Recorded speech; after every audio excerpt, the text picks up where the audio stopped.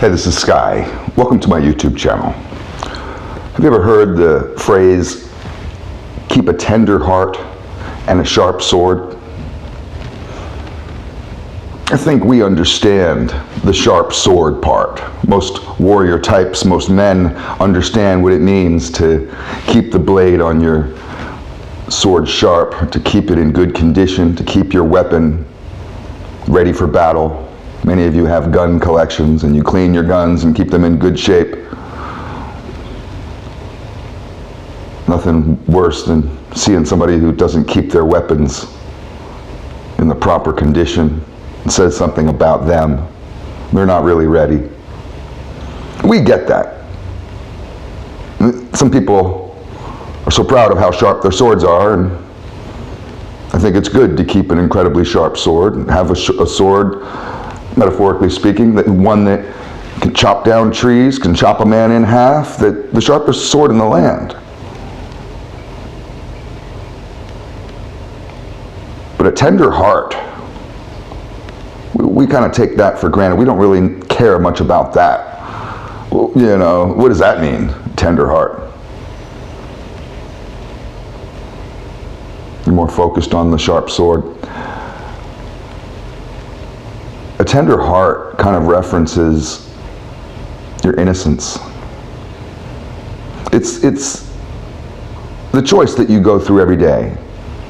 You choose love, or you can choose revenge. Revenge, think of revenge like bitterness. A lot of people are really bitter people. They can't get over it. They can't snap out of it. In fact, they think that their bitterness is their drive. The bitterness is what drives them forward in this world. It's not true. Bitterness holds you back. Bitterness blocks you from your blessings. Anger is always poison.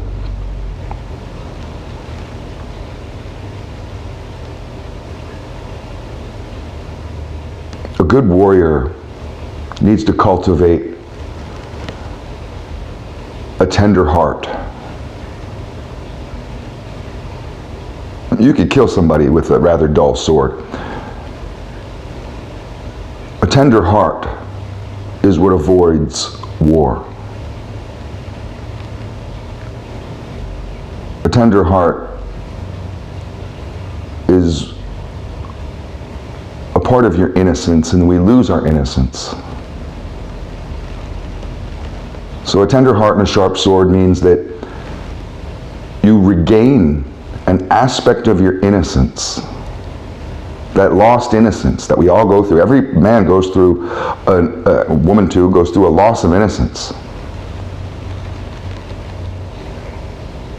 And you need to figure out how to regain some of it back while maintaining that sharp sword, so you don't turn yourself back into a child. When you regain your innocence, you're not giving up who you are, your wisdom. You don't forget the fucked up shit. But you don't let it fuck you up.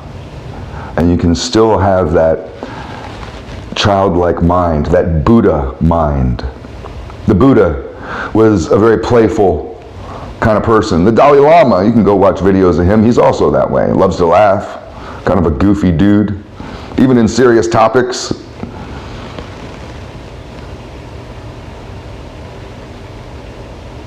That's that inner child, that self-mastery of innocence.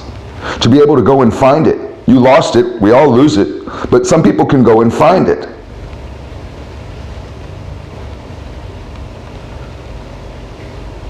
So how do you find your lost innocence?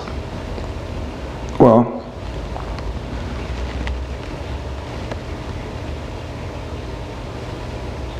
it's important to engage in activities where you can take yourself out of your normal routine life of work, paying bills, taking care of others, and to get out on your own. So I suggest a lot of people to get out into nature. And your interaction with the world changes when you're in nature as opposed to when you're in town, when you're downtown. You can reconnect with just yourself as a creature, as an animal on this planet. You don't feel like you're an alien anymore. A lot of people have this fantasy. It's become almost a religion of panspermia, where we were seeded by aliens and we're not even like the other animals on this planet. We're somehow aliens that, whatever. You've just been living downtown too long. You need to go out into the woods. Regain some of that animal mind. And you'll find your innocence in there. Observe animals. Animals have an innocence to them that is amazing. And animals go through death. They go through all kinds of terrible things. It's a hard life being an animal.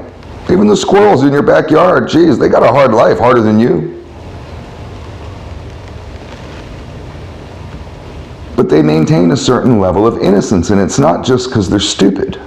We think animals are really stupid.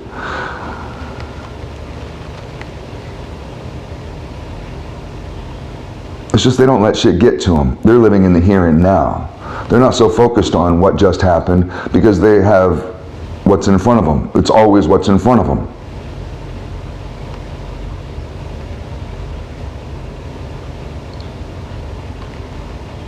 So get out into nature, observe animals, sit with animals.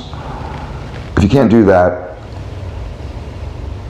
hang out with your pet more. Try to develop that relationship with your dog or your cat more. And really observe them as if they're teaching you something. That creature, in some ways, is wiser than you are. Has the game figured out, a part of the game figured out that you don't. So you need to learn it, and we learn through observation. We learn through getting taught. Now the animal can't talk to you, so you're going to have to observe the fuck out of this thing and figure out, how is this creature able to go through life with such content? Hang out with babies or little kids and have nonsensical, goofy conversations with little kids. You ever have a conversation with a kid and you all of a sudden find yourself talking about just ridiculous nonsense? Just really let yourself go. That's what maybe you used to do when you were a kid. You still have that in you.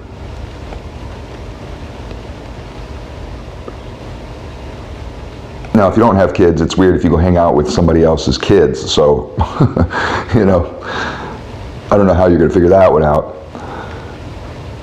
Hang out with your own kids or your family. Don't just go to your neighbor's house and say, I watched a video and this guy said I need to hang out with some kids to regain my innocence, so don't do that.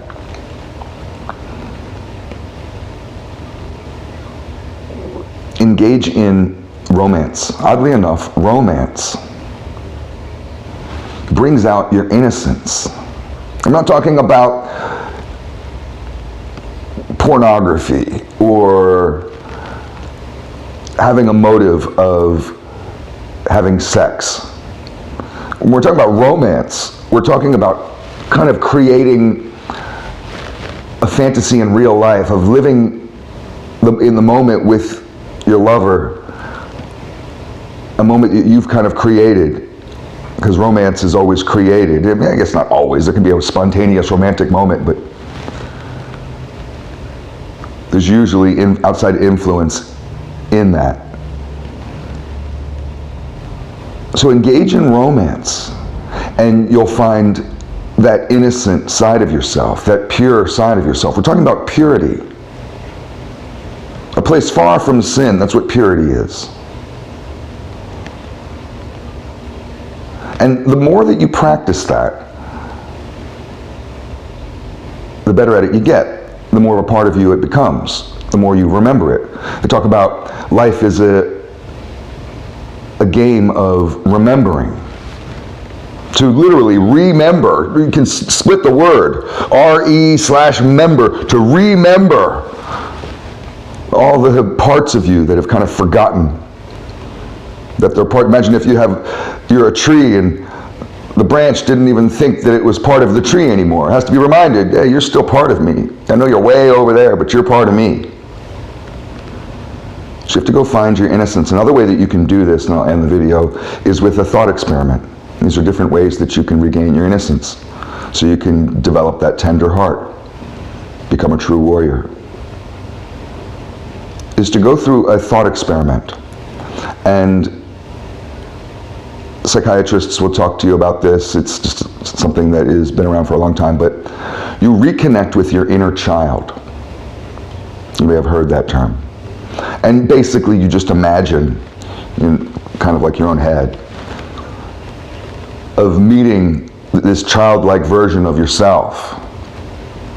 And you get to decide how old is the child, 3 years old or 13? And where do you find the child? Where do you find your inner child? Did you have to meet him in a park, or did you go to your old house where you grew up, your old apartment? Did you see him in school? What was the scenario when you went to go find? Because you have to. We're talking about a living fantasy here.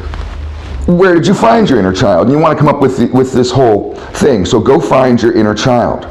And when you find your inner child, this younger version of yourself, you want to have conversations with them. And what you want to do is listen and ask questions.